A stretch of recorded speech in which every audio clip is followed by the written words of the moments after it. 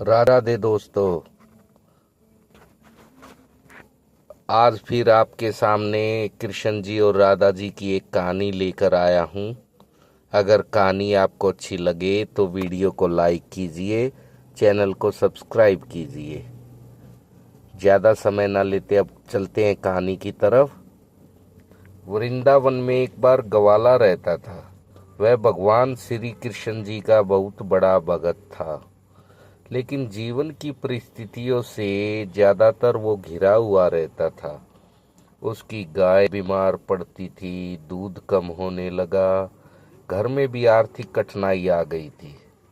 धीरे धीरे उसका विश्वास डगमगाने लगा।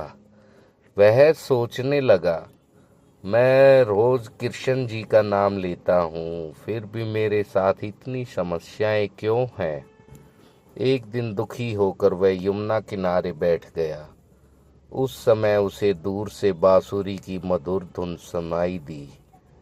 वह धुन इतनी मनमोहक थी कि उसका मन शांत हो गया। वह उस धुन का पीछा करते करते एक कुंज तक पहुंचा। वहां उसने देखा एक सुंदर बालक बांसुरी बजा रहा है। बालक मुस्कुरा कर बोला, क्यों मित्र, इतने उदास क्यों हो। ग्वाले ने अपना सारा दुख बता दिया। बालक ध्यान से सुनता रहा, फिर उसके पास रखे एक मिट्टी के घड़े की ओर इशारा किया। घड़े में एक छोटी सी दरार थी जिसमें पानी धीरे धीरे टपक रहा था। बालक ने पूछा, क्या यह घड़ा बेकार है। ग्वाले ने कहा, हाँ, इसमें दरार है, यह पूरा पानी नहीं रख सकता। बालक मुस्कुराया और बोला, कल इसी रास्ते से तुम फिर आना। अगले दिन जब ग्वाला लौटा तो उसने देखा कि उस रास्ते के किनारे दोनों तरफ सुंदर फूल खिले हुए हैं। बालक ने कहा, यह वही पानी है जो घड़े की दरार से गिरता रहा।